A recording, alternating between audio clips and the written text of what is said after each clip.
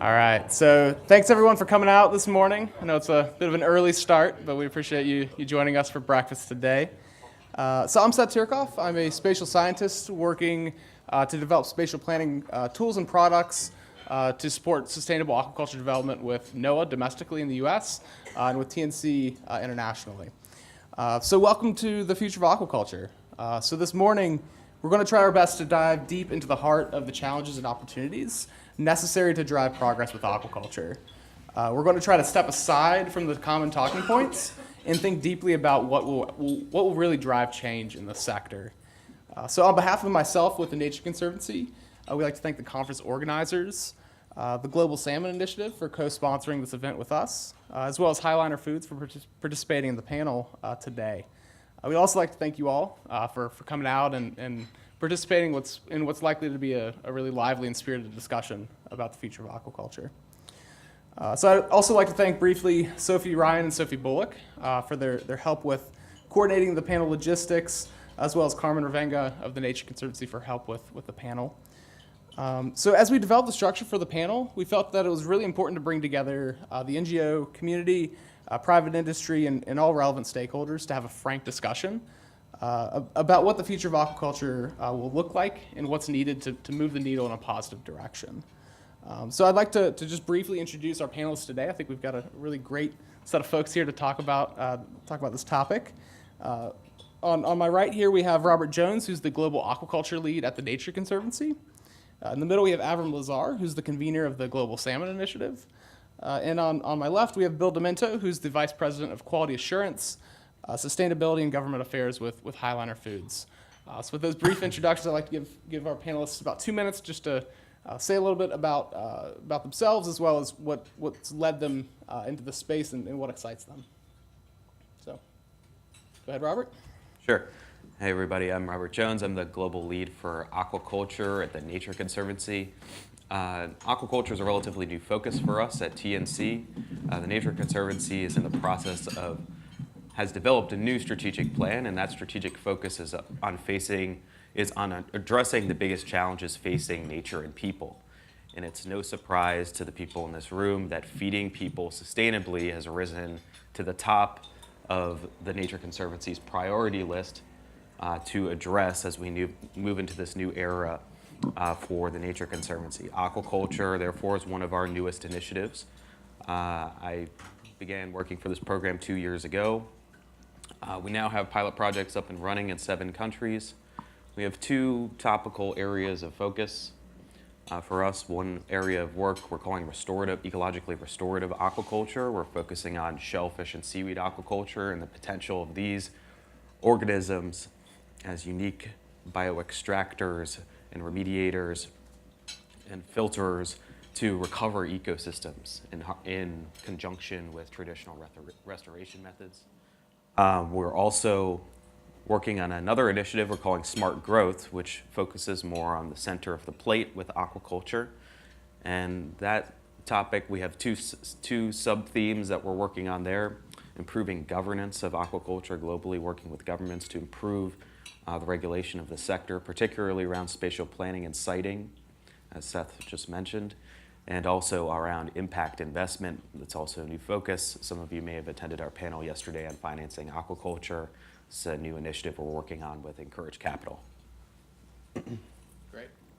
And I'm Avrim Lazar. I've been fighting in the trenches of aquaculture sustainability for about 6 years now. So I love panels like this where we can stop and ask, how's the overall war going, and get a bit of perspective. My 2 projects are the Sustainable Shrimp Partnership, which is looking to change the global shrimp marketplace by creating a significant segment for naturally grown ASC, antibiotic-free, fully traceable shrimp. And then the Global Salmon Initiative, which has about half the global salmon industry enrolled, looking for significant rapid improvements, change at speed and scale in sustainability by using standards, transparency, and a very active program of pre-competitive collaboration. Great. Thanks, Avram. And good morning all. Pleasure to be here. Bill DiMento with Highliner Foods. I know many in the room. I see some new faces. Aquaculture has been near and dear to our hearts for many years. Growing up in the seafood industry, I started my career in 1982 and never looked back. The seafood industry has been a lot of work and a lot of fun for me. I've been with Highliner Foods since 1987 now, on the technical side of the business for the majority of it, and also in the manufacturing side, and more recently, over the past 8 years, have led Highliner's charge in sustainability. And aquaculture to us is extremely important. Selfishly, it's how we know we can and will grow our business in a responsible manner, but we see some pretty big challenges to it. We lost the Canadian Maritimes fishery in 1992 due to what many know are overfishing, as well as some climate change science associated with that. In 1992, we had to change our way of life as a company in order to survive. And once a vertically integrated company that had 66 fishing vessels, 13 primary processing plants, and 2 secondary processing plants, we decided that it was in our best interest to keep this alive and to somehow work with the Canadian government to bring that Canadian maritime fishery back to life. And we worked as hard to shut it down, thinking that it would only be a couple of years.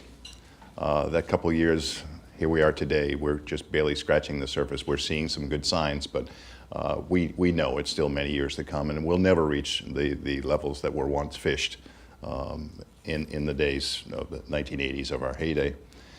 Aquaculture became a big part of our life and a good part of our life. Highliner and Fishery Products International were the companies that really introduced tilapia to North America back in the 90s, and never really looked back, seeing it as a responsible way to grow our business. The challenges that we see on the commercial side are the negative perception associated, especially in North America, not around the world, but in North America. This negative perception is real. It's one that we see as one of the biggest detriments to growing per capita consumption in North America. So some of the work that we've done as a company, not only to drive fishery improvement and aquaculture improvements around the world, working with many of you in the room, we are also now on a path for the past 3 years, talking about moving towards better governance of aquaculture around the world, where we see that the key to best practice is really consistency and efficacy of enforcement of best practice. We see a lot of inconsistency out there as a major buyer, buying over 200 million pounds of seafood with 30 different species from 20 different countries. The inconsistencies really are what we see lead to this negative message, the negative perception that we see in many North Americans, and as the biggest impediment to growing per capita consumption, and selfishly, growing our business. Great, thanks, Bill. So let's go ahead and dive right in. I think this has been a burning question for Avrim, so we'll start with Avrim. So should we stay the course with aquaculture, or is it time to get radical? Why and how? I actually think the question's wrong. We have no choice. It's going to be radical.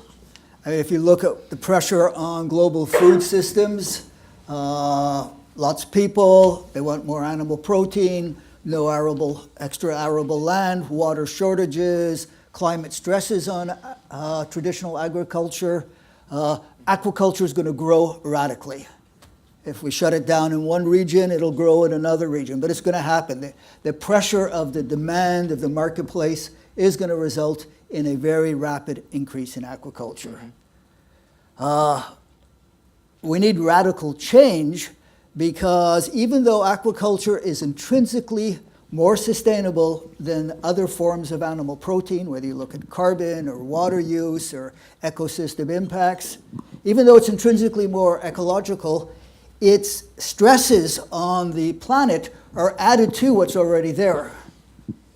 So it's one thing to say, is this better than that? But can we afford to add this to that is the real question for aquaculture. So if aquaculture is going to grow, it had better be radically more sustainable, not because it's behind, but because we just can't afford the extra stress. We all talk proudly about the blue revolution and how this is going to be like the green revolution, where we learned how to feed the world through modern agriculture. Well, the green revolution was the single biggest insult to the earth in terms of carbon, chemicals, polluted waterways, water scarcity. It did save the human population. It fed us all. We should all be grateful for it. But nothing changed our trajectory towards environmental distress as quickly as the green revolution. We can't repeat that mistake with the blue revolution. We actually have to find ways of further improving our eco-efficiency, of minimizing the environmental footprint of every operation, and do it in a rapid way at scale. So radical, yes, not because we're behind, but because we are the future, and the future has to be better than the past.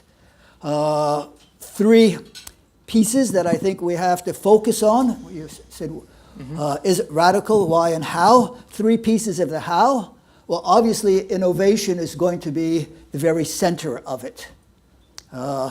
This is not about who's good and who's bad. It's about who's smart enough, fast enough to do it in a new and sustainable way. So big focus on innovation. Second, the focus has to be on impact. We have a tendency to fall in love with means instead of ends. So should it be offshore? Should it be on the shore? Should it be inshore? Should it be in a big pond with natural pond, or should it be in a closed loop pond with scientific management? The answer is it should be sustainable. It should be as environmentally friendly as humanly possible.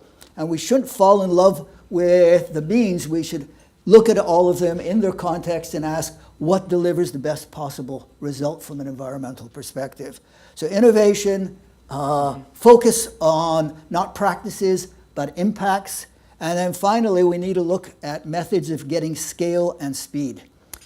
Having great projects makes us feel good and gives us something to celebrate. But the earth still gets trashed by the majority of what's happening, which is not a great project.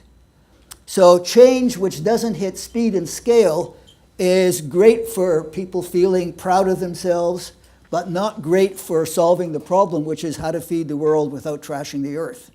So we need change at speed and scale. I'm involved in 2 projects that try it. In the Global Salmon Initiative, we try, first of all, we have half the industry, so that helps with scale, but it's the pre-competitive collaboration that gives us the speed.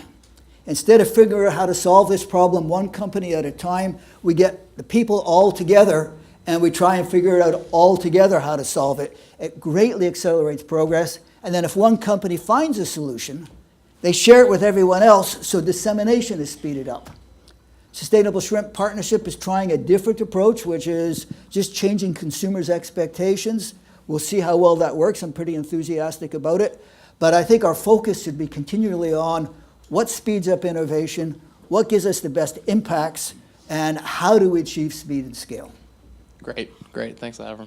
So Robert, I guess from the conservation perspective, how do you view staying the course versus getting radical? Yeah, Avram, I think you did a good job at highlighting the why and the how. I want to focus on who, for example, who should get radical for a minute. And I think at least 3 groups need to get radical. And that starts with NGOs, governments, and industry.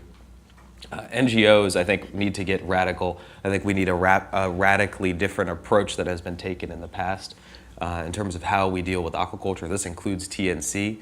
I think NGOs need to start seeing aquaculture as part of the solution rather than part of the problem.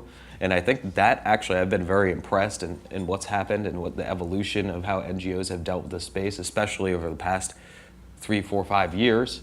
And that's really evolved. So a lot of the other large NGOs that are focusing on aquaculture and beginning to focus on aquaculture, CI, WWF, Monterey Bay, all are becoming more progressive, and I think adding to this dialogue in productive ways, but more needs to be done. We're at the tip of the iceberg there. Governments. I think governments need to take a new and radically different approach to how they manage the sector.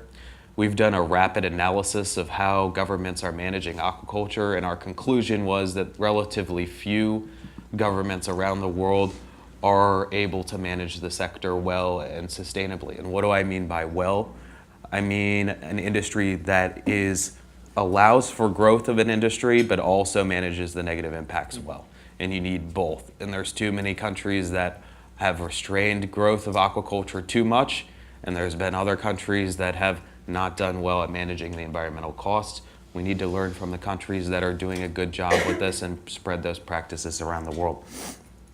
Industry as well. Industry obviously plays a key role in how aquaculture is managed and the practices that are done, but it needs to go beyond just looking at aquaculture and implementing good and best management practices. Avrim, you highlighted innovation and technology and deploying that. There's some exciting things in that space. That's going to be key to the future. I really think technology and innovation is what's going to drive sustainability going forward. Big aquaculture industries doing a good job. They're investing in the R&D. Salmon industry is one of those areas that's put a lot into this. Some exciting things going on in places like Norway with offshore. More needs to be done.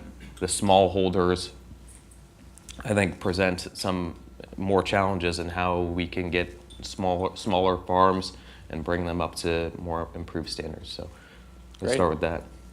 Excellent, excellent. Bill?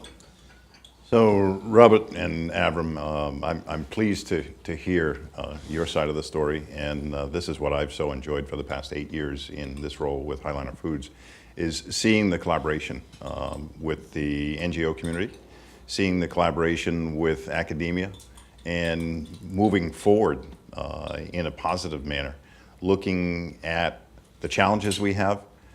Highliner knows that the only way we're going to grow our business responsibly in the future is not with the wild sector, it will be with aquaculture. And our biggest challenge from a commercial perspective is consistency.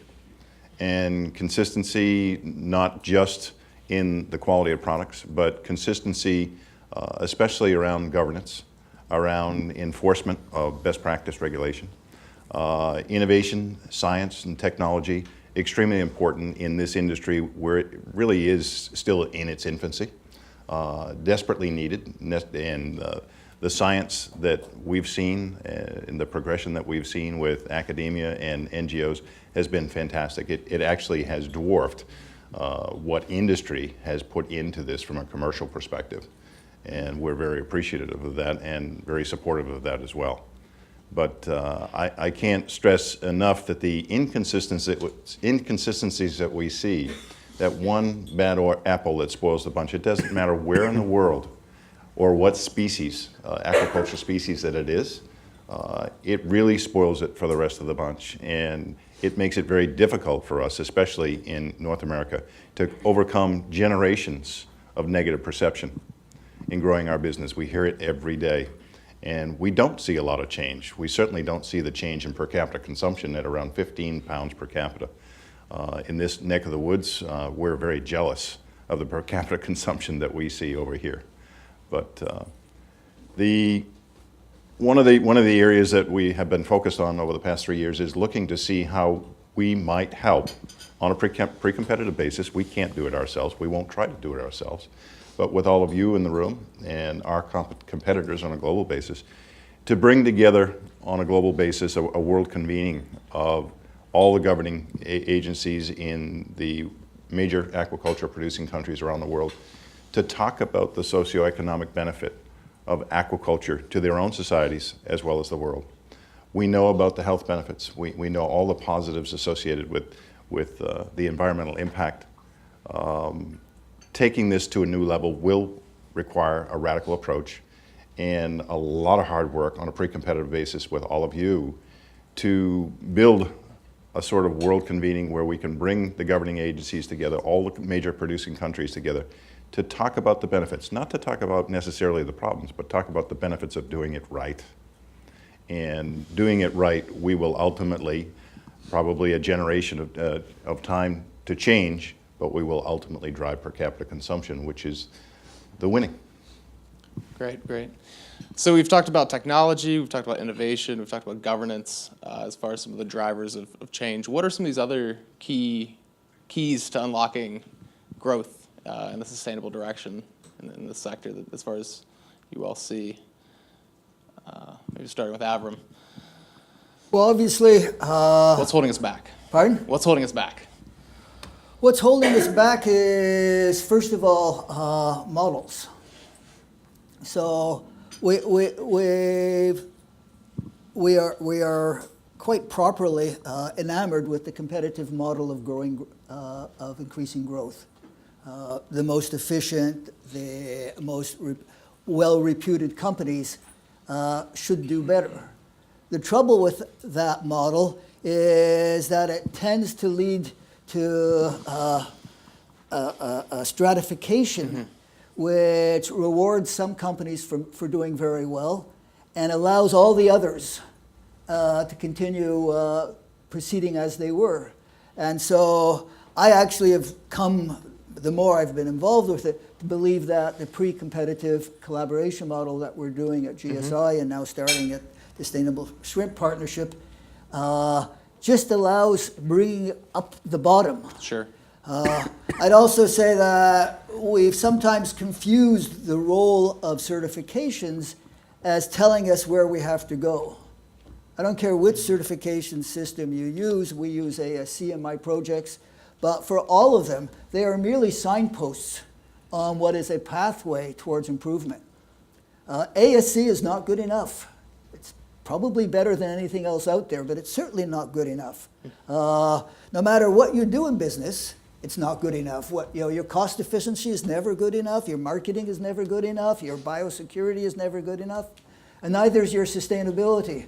So we use ASC as a reference point to create an operational reference point for our improvements. But we don't think any of the certification systems are our destination.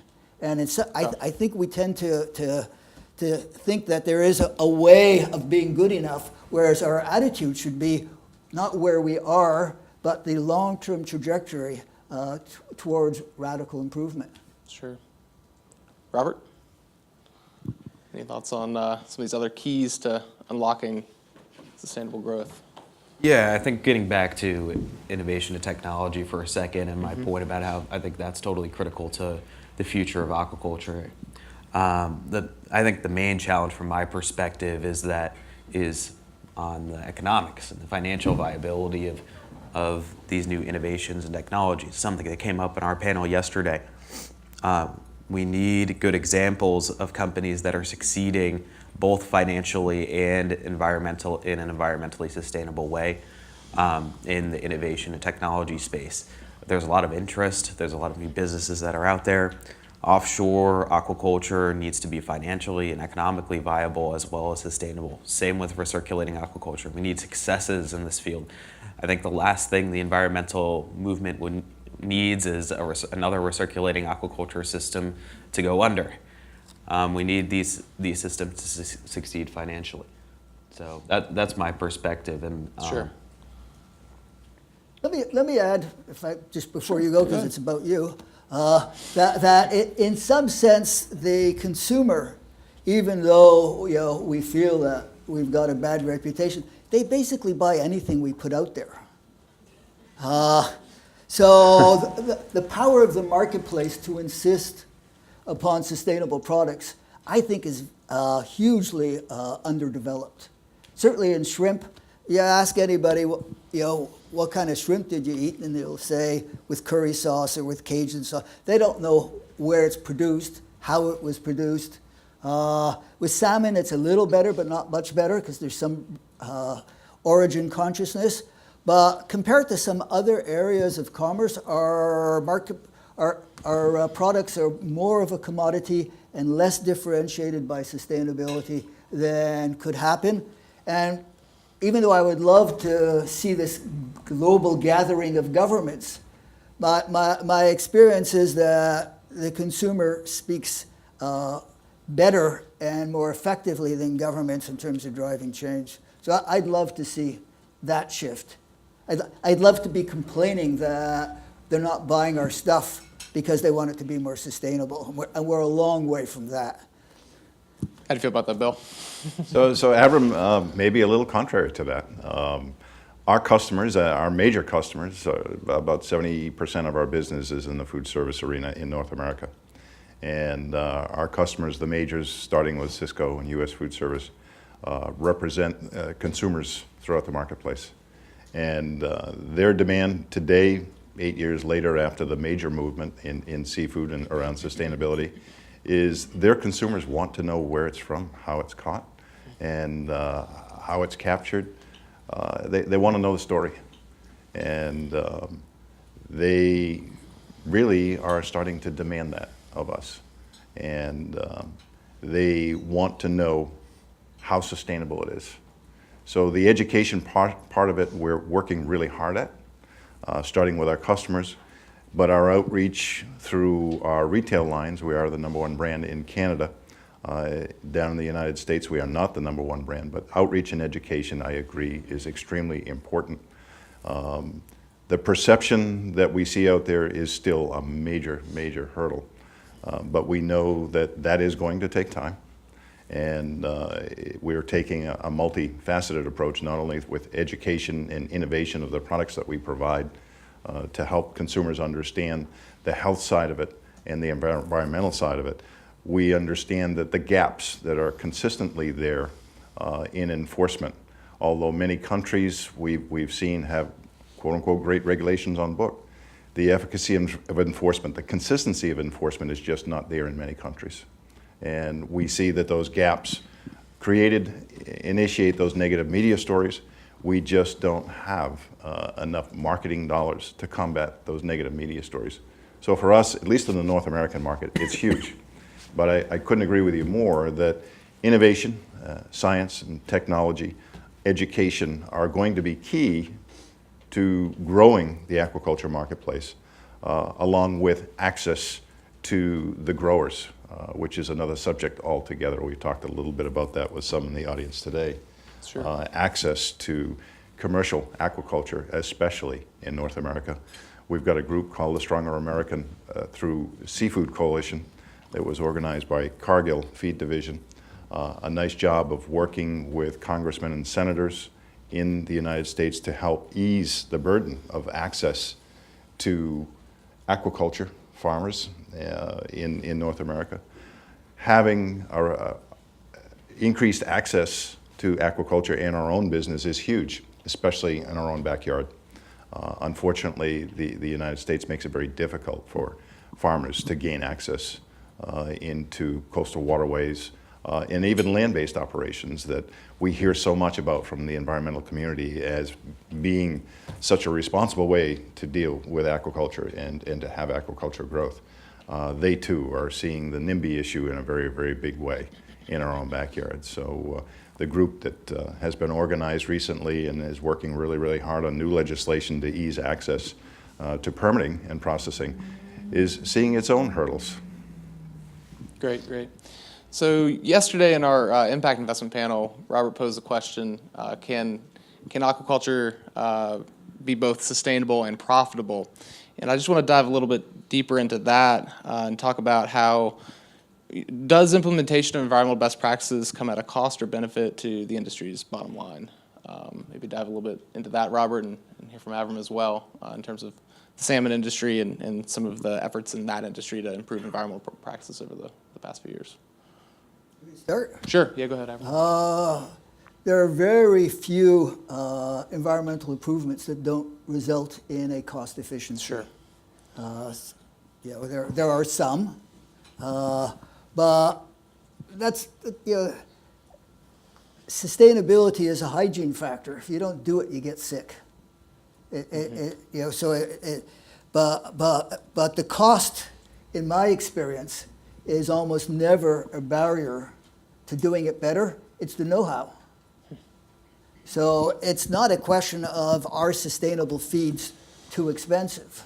I mean, there are some feeds that are more expensive than we want to pay. But almost always the barrier to having more sustainable feeds is figuring out what they should be and how to do them. Give you an example. in salmon, we decided we wanted to be less dependent on fish oil in our feed. Obviously, the salmon need some sort of oil to be healthy. So we did a call for first a beauty contest and then a tender for substitutes for not to eliminate the fish oil, but to supplement it with algae-based oils or crop-based oils or something other than to be so dependent. Initially, the cost of these substitutes would be very high, but as you get to scale, all of a sudden it becomes quite affordable. And in the long run, being dependent on wild-caught fish for your oil segment of your feed makes you very vulnerable to the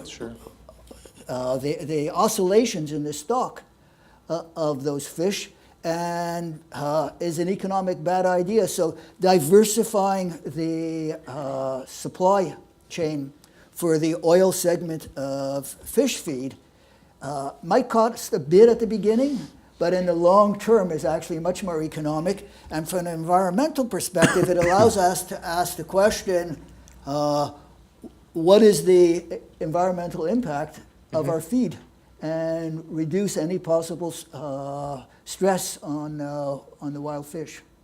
Great. That was a very long-winded answer. I could go on and on, but I'm going to stop. I appreciate that. Robert? Yeah, I think this comes down to short-term versus long-term decision making. In the short term, you may be incurring a cost to employ best practices or to employ a new technology, but over the course of the rationale is over the course of the long term, you know, you can make up those profits.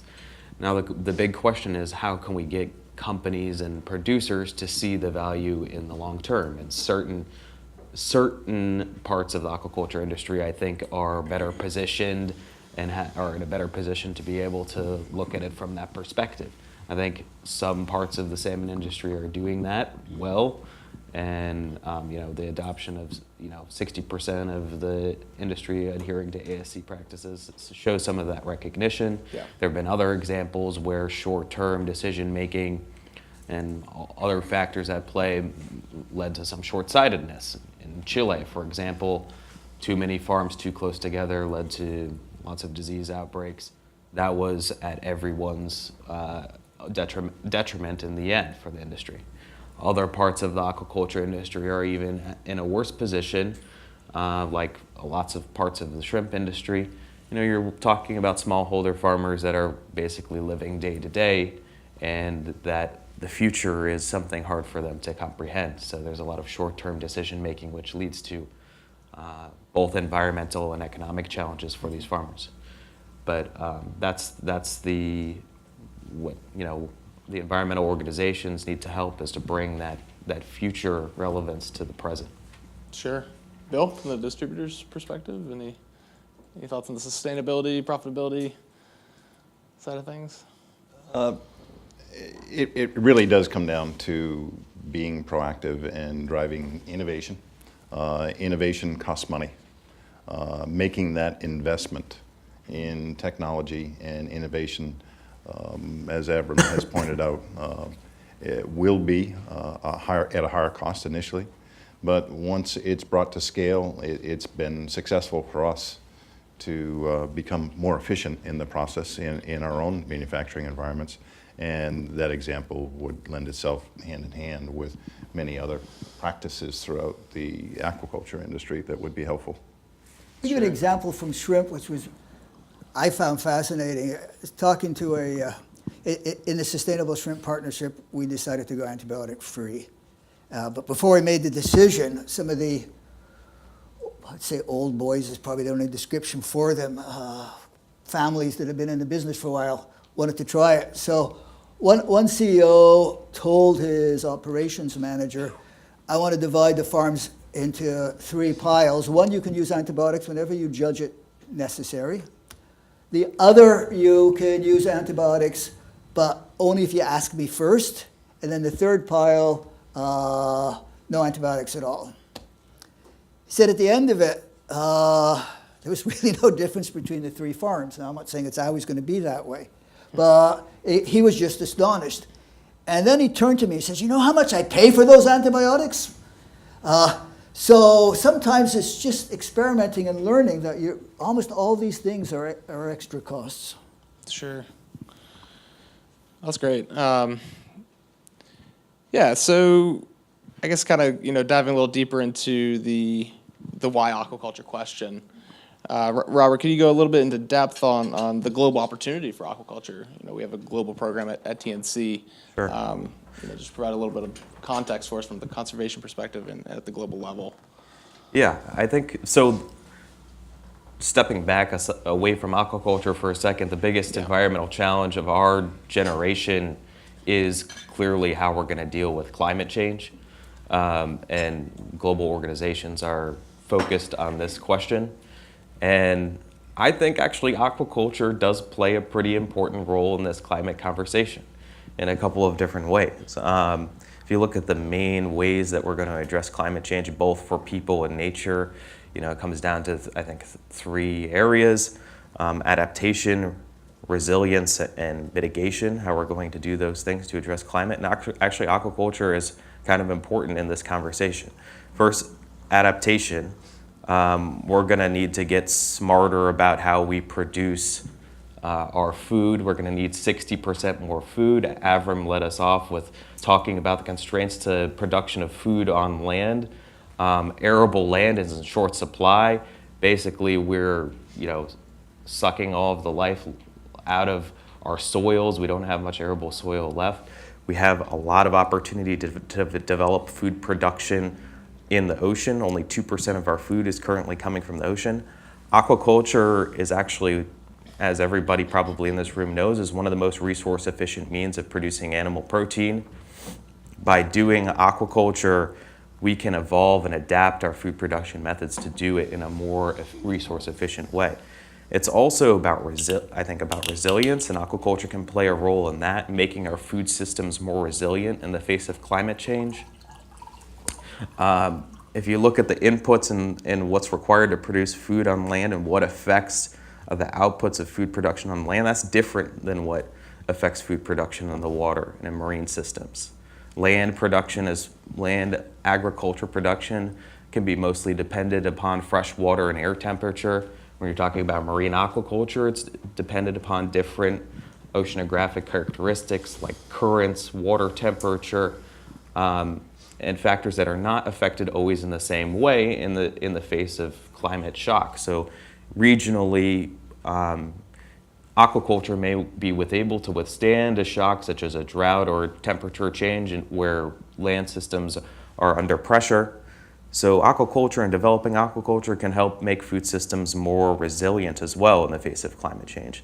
And also in mitigation, climate mitigation, how can we address climate change? And actually aquaculture, I was thinking about this one too, aquaculture can play a role in this. There's some new really interesting research coming out that TNC is doing some support of this, but others as well.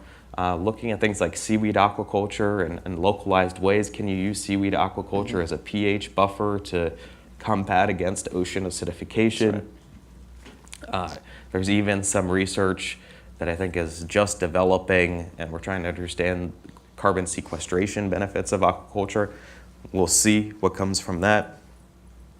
There's a lot of potential there.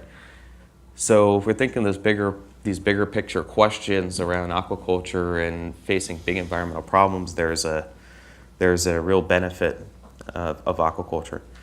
And just 2 more points, I think aquaculture and aquaculture farmers, much like fishermen, they're out on the water every day.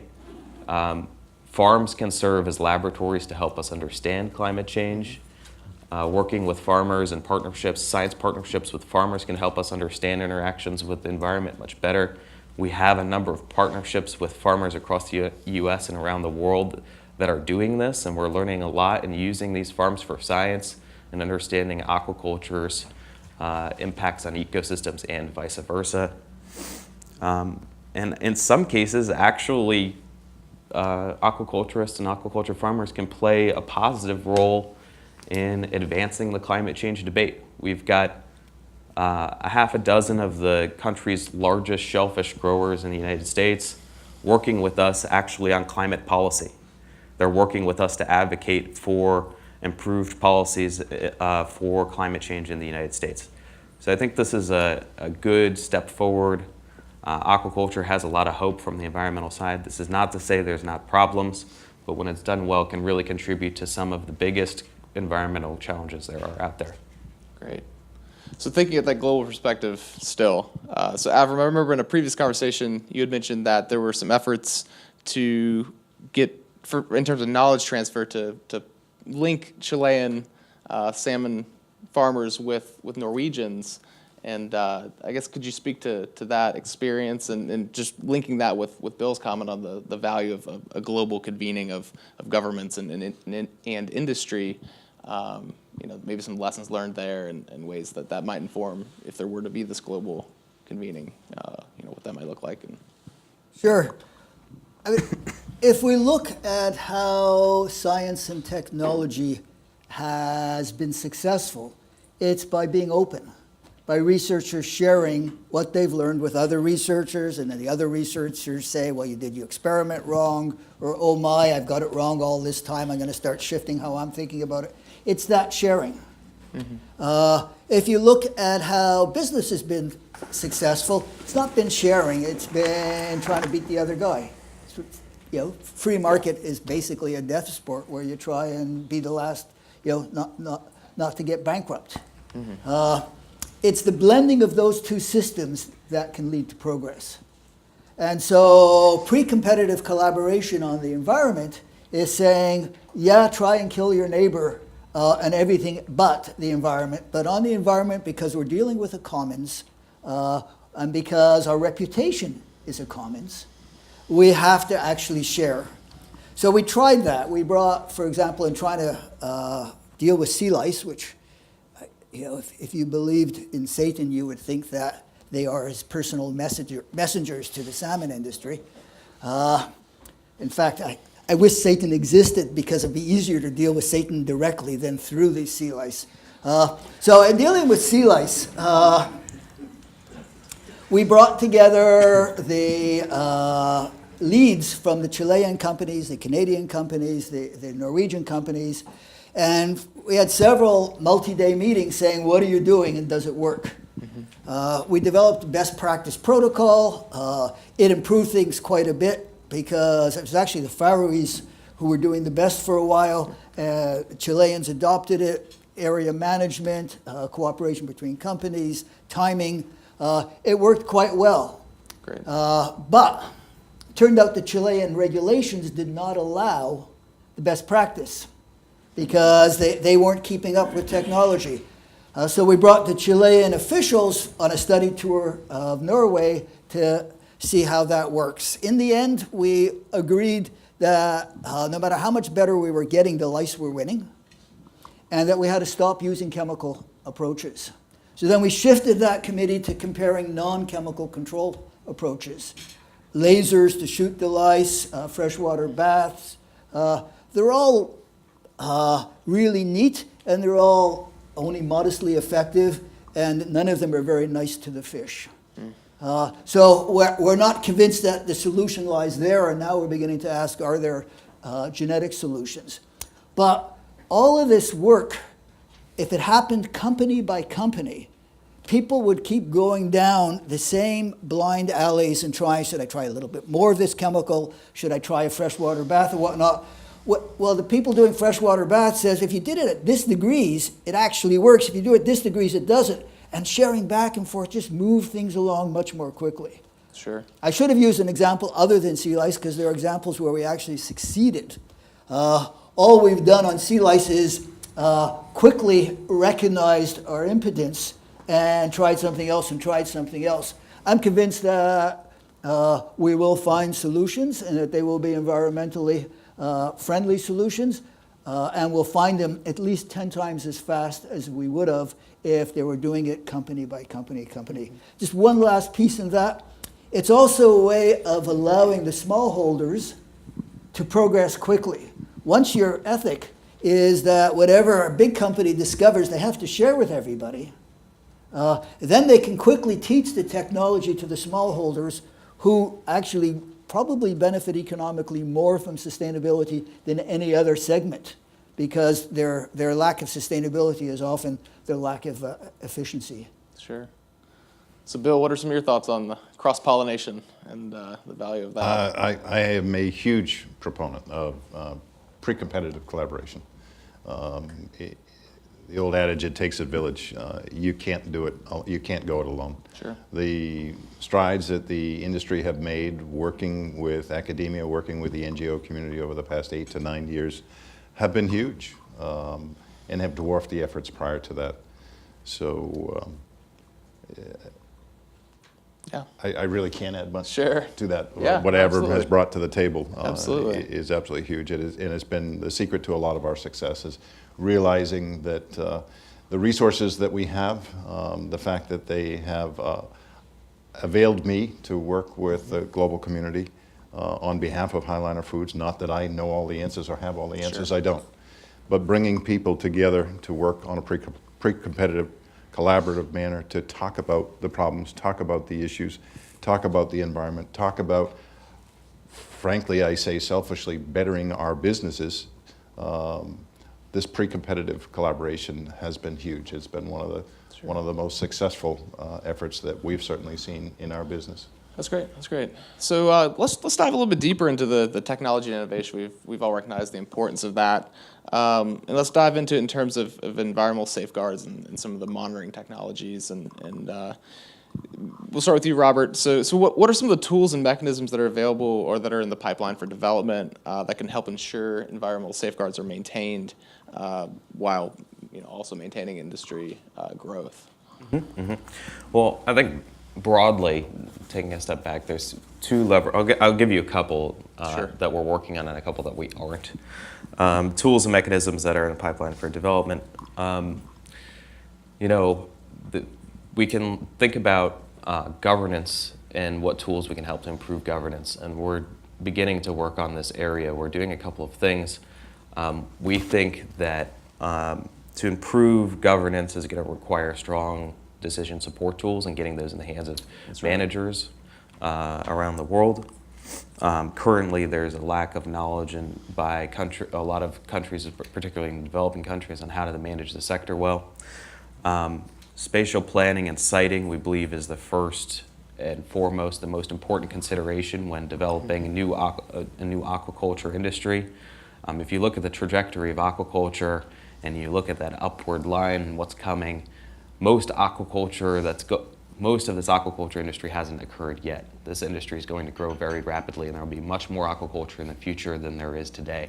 So getting those farms right and that siting right is correct. Once you've put a farm in a bad place, we know that it's really hard to undo that problem. Yep. So spatial planning and siting tools, decision support tools, we're working in collaboration with NOAA to develop those best practices and then go transfer them overseas. We're also working on some regulatory assessment tools, being able to assess how countries are doing in terms of how they regulate their sector in comparison to international standards that the UN has developed. We're doing that in the US first to be able to assess the US aquaculture industry and how the federal regulatory system has been set up there. And we'll be able to take that tool to other places as well. So that's important. Another area I think that is critical, what we have for tools as a lever to push for is on the financing end. And we were talking about this yesterday in terms of investment tools, developing needed information products, and developing new and innovative financing products to be able to catalyze growth of the industry and provide the right incentives for these new technologies and innovations. And that can be some traditional finance products, but in applying them towards aquaculture. Some things like insurance tools, for example. Insurance has not been extended to much of the aquaculture industry. Something only like 3% of aquaculture facilities these days are insured, mostly the large producers. These are tools that you can help to ensure safeguards, can put conditions on products like this that allow us to enable industry to grow, but also protect the environmental safeguards. We TNC are not a certifier, but certification offers another opportunity, and that's a tool and a lever to push on to get industries to grow. We are working a bit on best practices for aquaculture, particularly at the moment in relation to the seaweed industry. I think these types of tools are important as well. Great, great. So let's look towards the future. So and we've dived into this a little bit in terms of the importance of pre-competitive partnerships, but should we be working issue by issue? Should we be working sector by sector, region by region? What's really necessary to drive large-scale growth in a positive way? Is it one of those options? Is it all of them? Maybe we'll start with you, Bill. Any thoughts on that? It's really all of the above. Sure. Obviously, it's working collaboratively to identify where our focus needs to be. I obviously have limited resources, both financially and physically, but identifying the focus, then expending the resources and finances needed to tackle these challenges together will have a huge impact. The other part of this is as well a little bit frustrating from the commercial sector side is we've now been talking with the NGO community, with the academia about some of the, I'll call it modern science associated with best practice, talking about spatial planning. We've been talking about that for 8 years now, but I've yet to see, other than maybe down a little bit in Chile and Norway, other countries adopt the same. These types of things need to happen faster. So coming to the table, discussing what our priorities need to be, and then a laser focus with the resources that we have to work with would be huge and monumental in moving forward with progress in the aquaculture arena. Yeah, that sounds good. Avrim, so how do we go from just talking about it to doing it, as Bill was alluding to there? Well, I would maintain that my projects are actually doing it. Yeah, absolutely, absolutely. So, but I would say that your question of doing sector by sector, issue by issue, I think sector by sector is essential because they share common issues, they share common solutions. Interestingly, in shrimp, we're starting with Ecuador, we're going to expand to Latin America, but we're certainly seeing this as bringing in the overall global community in a big move to sustainability. One of the things that I found most interesting in doing this pre-competitive collaboration is that there's a certain social energy that develops. People enjoy working with other people doing the right thing. There's a kind of a tribal pleasure in being part of a gang that's solving problems. And it develops, and I've seen, I worked with the forest industry in Canada and Brazil. I've seen it happen over and over again. You get a bunch of leaders in a room who are used to working alone, and then they discover the pleasure and the energy and the momentum of having a gang doing the right thing. And that really, it's almost like a social acceleration as opposed to just a technical acceleration of what happens. The other thing I would mention is I think we underutilize landscape approaches. In the end, if you develop a really strongly sustainable farm in isolation from what's happening all around it, you've missed the point of system. Ecosystem is about systems. And neither the certification systems and the general approaches that we have to improvement have tended to focus on the farm for good reasons. But I think the landscape approach has been underused, and the social aspects of the landscape approach have been underestimated. So that's where I would love to go play a little more, is taking this into a larger community and larger ecosystem approach. Great. Robert, any thoughts on scale? Yeah, and when I read this question, I think what comes to mind is resources. And we all have limited resources and limited time to put towards projects. And I think the TNC approach has been more selected testing of approaches. So we're rather, I think we're a bit agnostic towards a geography, we're a bit agnostic towards sector, even though we focus a bit more on shellfish and seaweed at the moment.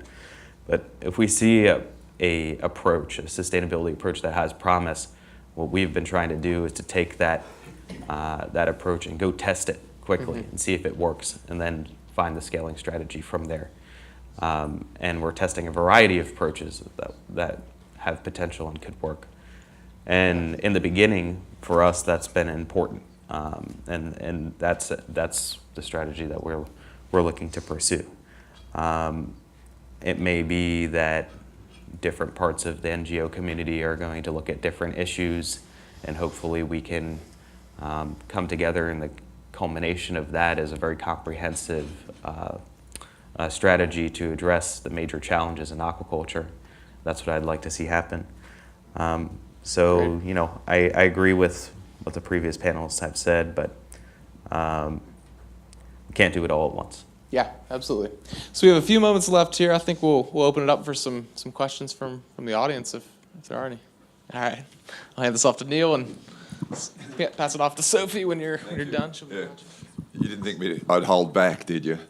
So this is great. I mean, it's laudatory. The trajectory that aquaculture is on and that you're all leading, I think there's some dramatic improvements that are happening. But to come back to the title for the session, we're kind of staying the course. I mean, yes, it's a great trajectory, but I haven't heard anything that's really radical out there. Let's come back to the original, what Bill had mentioned there. What is the real essential problem here? And it's consumer resistance. And how do we change that? I think we're seeing elements of that through TNC. Thank you for your forward-facing approach on this issue. TNC, Conservation International, WWF, they're now looking at the science, and there's a really good body of science coming out of UCSB in support of growing aquaculture. But do people outside of this room hear that or pay attention to it?